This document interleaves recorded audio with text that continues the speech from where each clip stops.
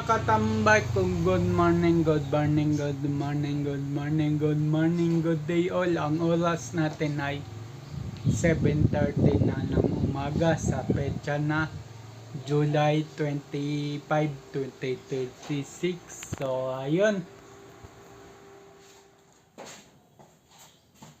So, ayun mga katambay. Wala mo nang walking ngayon kasi medyo nagmamadali din ako. Kasi kanina nagbabalak na ako mag-walking mga mga 5:30. Medyo malakas ang ulan. Hindi lang medyo malakas. Nagsasapatos na ako noon, malakas ulan. Sabi ko, hindi ko inisip kagad ng negative na makapag-walking. So, ayun. Umaga lang ako nagwo-walking, ayoko sa hapon. Dahil sakit na sa balat yung init sa hapon. So, may pupuntan kasi kami na yung mga brother ko sa church, mangilan-ngilan lang din sila. Hindi lahat kasama. So, ako din napili sa masasama sa birthday ng sa namin ka-churchmate. So, yun. Sa Galay, Bulacan pa yun. And then, naka-ready na ako, no? 6:30 hanggang hindi, 5:30 hanggang 6:50. So, hindi pa rin nung 6:30 na. Medyo mambon na lang. Sabi ko, pwede na. Tinignan ko yung oras sa phone ko kasi yung oras sa wall clock namin advance. Tinignan ko sa sa phone ko. Negative ako makapag walking. Pagka pinilit ko mag-walking, hindi ako makakasama. Sabi ko.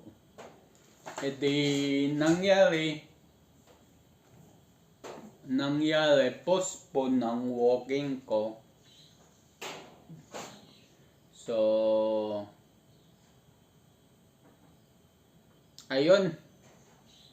Tsaka nga pala mga katambay, may babaguhin ako sa walking ko. Abangan nyo na lang yun kung saan. Yan. Binigyan ko na kayo ng clue kung saan ako mag-walking. Total, kaya ko naman na at nakakatatlo ako. Minsan, nakakaapat ako. Hindi ko na lang sinasabi. So, abangan nyo na lang ang next walking ko sa Monday. Kasi sa Linggo may church kami maaga. So, Sabado at Linggo wala akong walking. Monday to Friday lang. Siguro Ngayon, Sabado lang na to wala akong walking dahil may lakad nga ako. Pero sa Linggo wala talaga. Kasi church day yun eh. So, yun.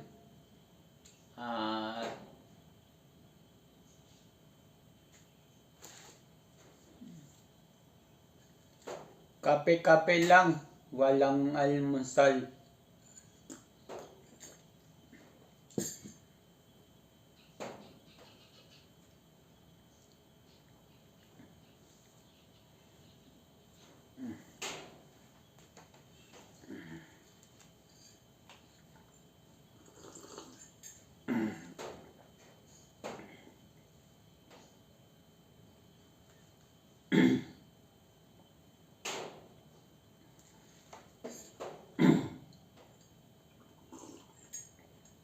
So, yun.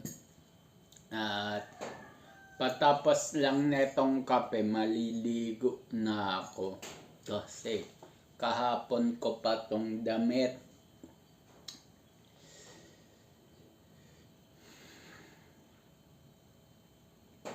So, yun.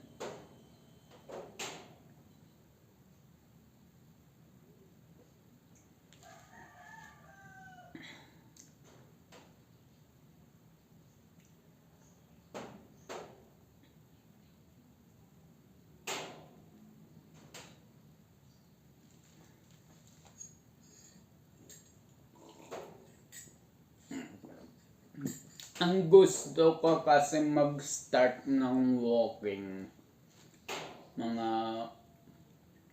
5 o'clock, 5:30 yan pwede. Pero pagka lumagpas na dun, hindi na. Pagka lumikat na yung araw sa umaga, hindi na. Hindi nyo na ako makakapag-walking kahit anong pilit. Siguro tatambay ako sa labas, pero yung walking hindi na. Kasi sa totoo silang sakit din sa mata eh.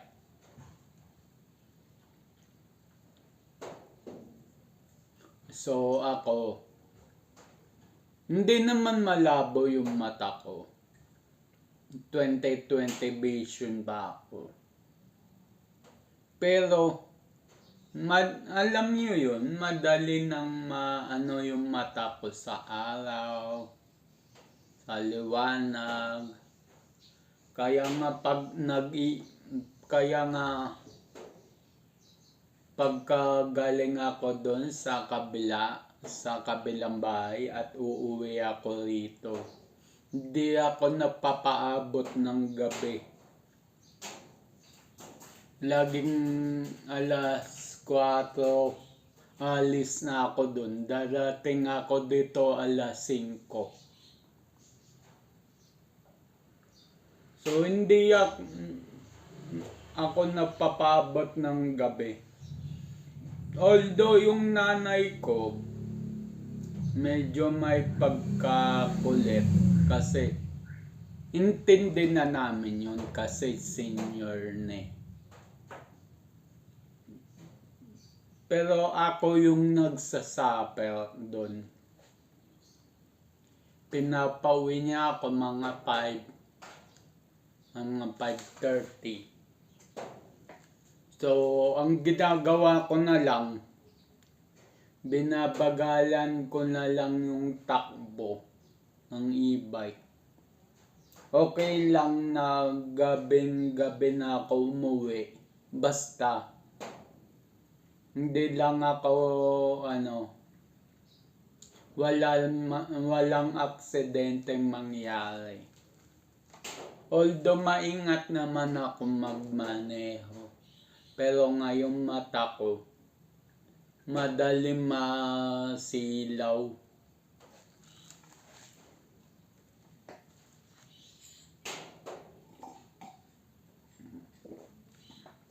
So, kung ano, ito kwento ko lang din. Yung sa resort, kami magpipinsan, hinatid ko yung isang pinsan ko, kinonboy ko siya kasi dalawa lang kami naka-e-bike doon. Loko-loko nga yung isang pinsan ko eh. Sabi niya sa buong pinsanin namin, etong dalawang e-bike na to, pininahan yung motor ko. Loko-loko.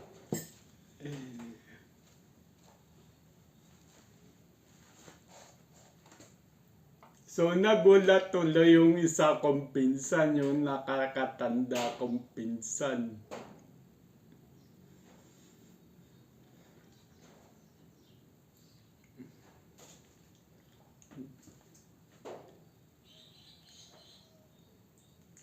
Tapos, but anyway, tapos yun, hinatid ko yung pinsan ko.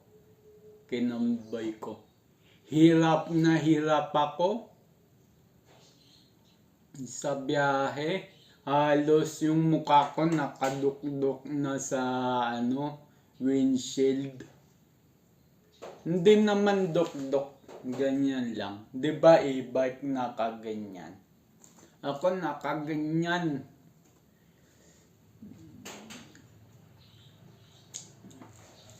Dahil hindi ko nakita yung may kalumaan na kasi yung windshield ng e-bike ko.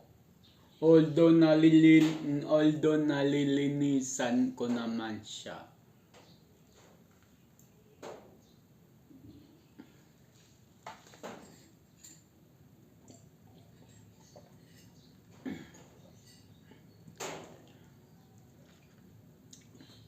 Tsaka yung mga malalakas na headlight sa daan. Buti, buti paalisin ko na yon, medyo maliwaliwanag na yun. Kaya kahit pa paano nakakaya ko. Nung pauwi na ako galing Kamarin, nakaya ko na kasi maliwanag na eh. So yung pag-uwi ko ng 6:30, natulog na ako yun kasi wala pa akong tulog yun eh. Simula alas 8 ng gabi, dumating kami dun. Hanggang alas 6 ng umaga, wala akong tulog. Grabe. Buti hindi lumabas yung eye bags ko. Meron konti Meron konti. Yan. Pero nanumbalik na sa normal.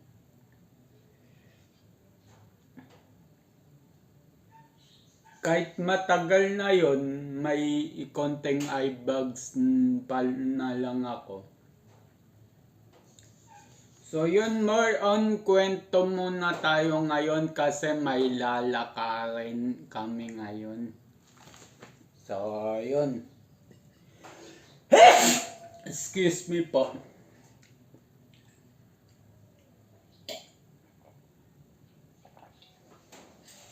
So yun, ubos na ang aking kape mga katambay. So, uurungan ko na to para malinis pag alis ko ng bahay. Hindi pala ako nagsaing kasi aalis nga ako at kakain naman dun sa pupuntahan. So yun, hindi na ako nagsaing.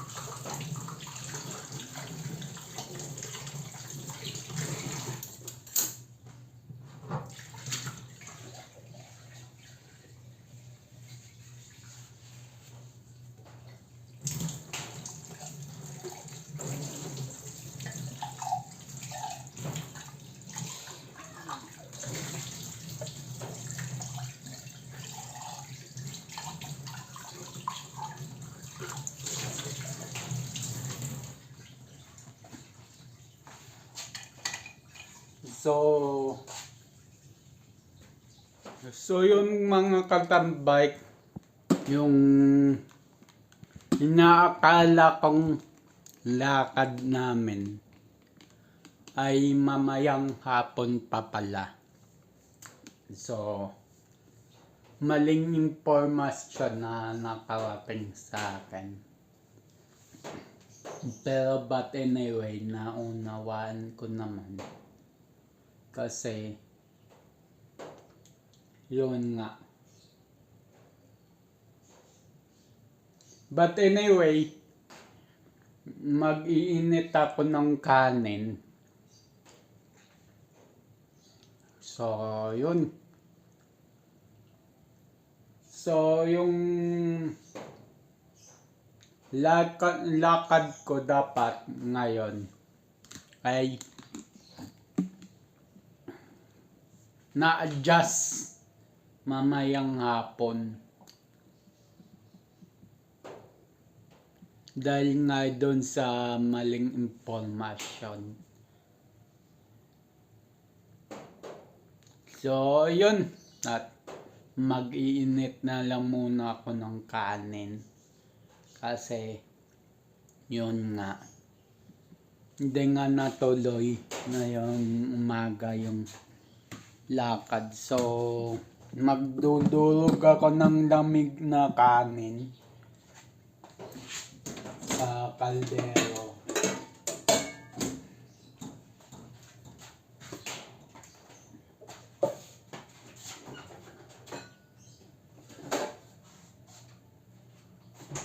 So yun, isasangag ko na lang siya mga katambay.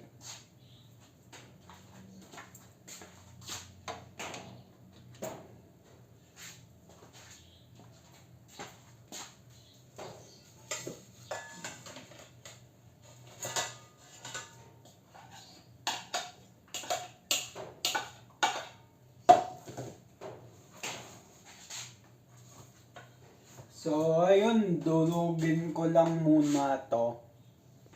So, yun mga katambay, tapos ko na dulugin yung kanin.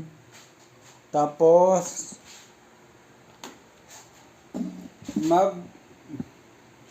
iba ngayon pang ano ko.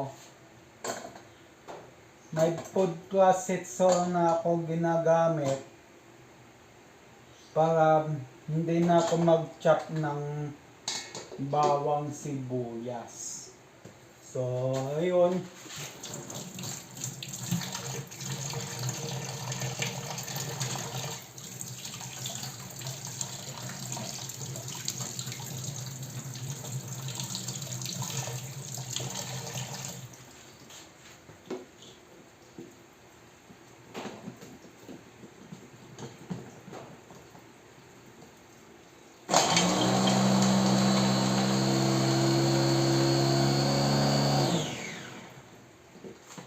Tapos, unboxing. So, yun, na-chop na yung bawang. So, yun. So, yun, sindin ko man kalan. Yan, okay na.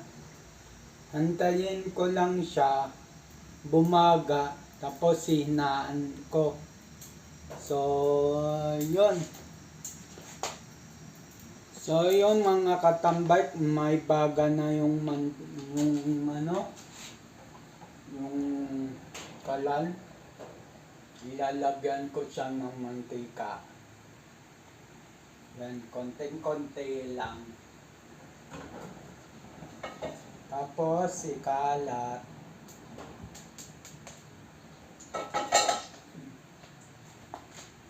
Tapos,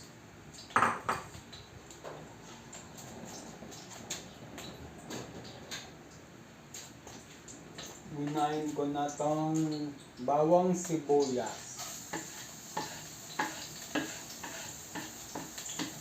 Kaya ganyan kaganda yung niyan, yung grind niyan, kasi ginamitan ko siya ng food processor.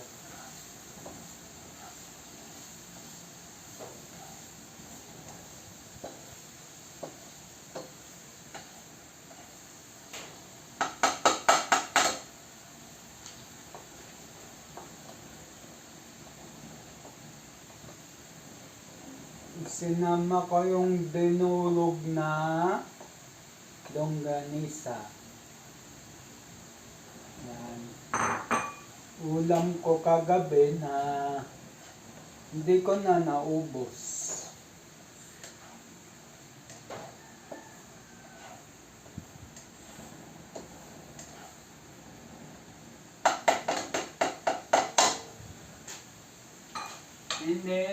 Lagyan ko siya ng asin.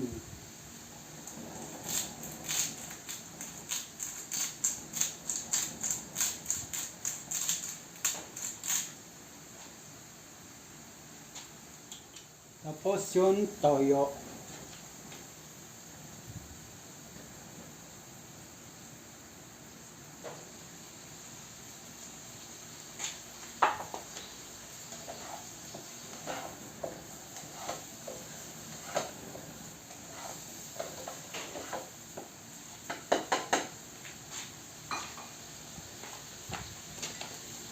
Tapos yung kanin.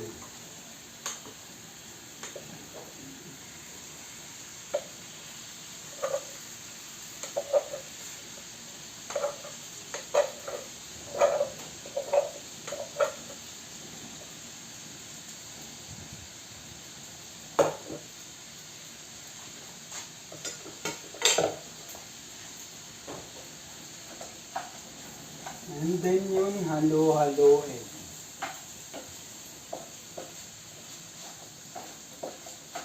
Dulog-dulugin mo na maigi kasi namuo sa lamig yan.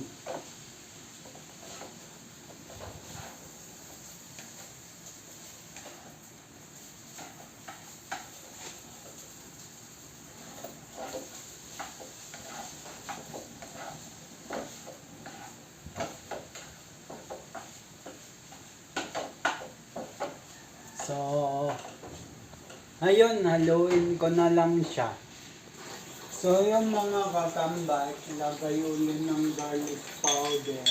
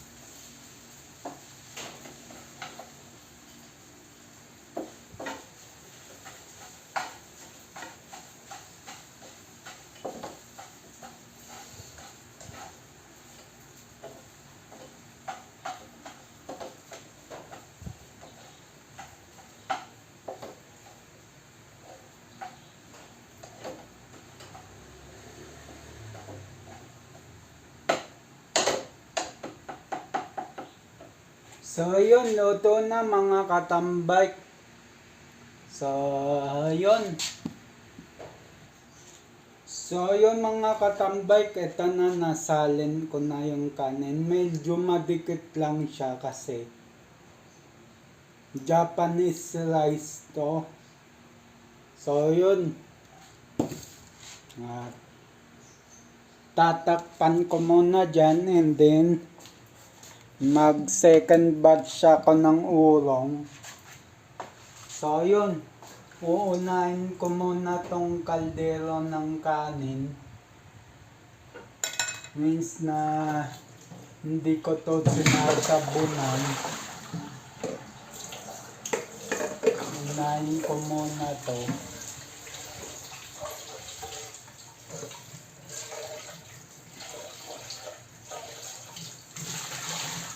Tapos hindi na ako magsasaing. Ito kasi ang tanghalian ko yung Ay hindi, magsasaing pa pala ako. Kasi darating yung kapatid ko.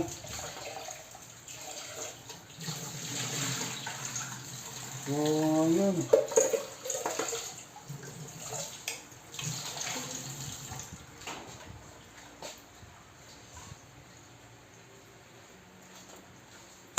Maya magsasaing ako. So, mag-uulong muna ako. Ulungan ko muna lahat nito.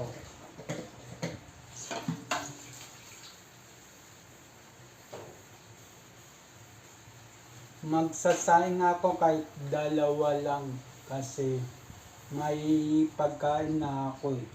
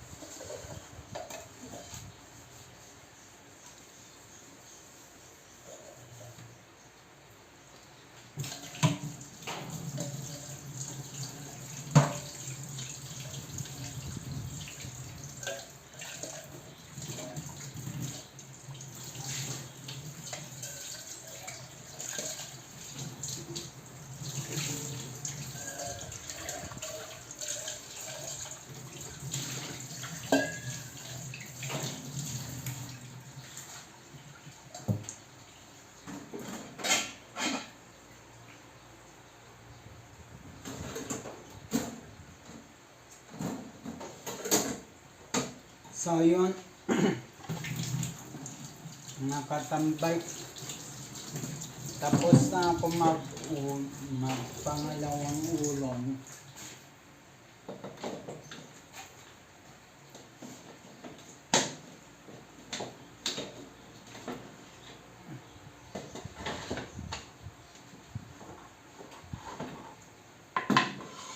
Tatlo kasi yung sangkalan. So, yun.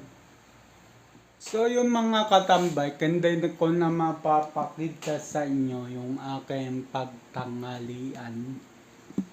So, yun. Dito na ako magpapaalam.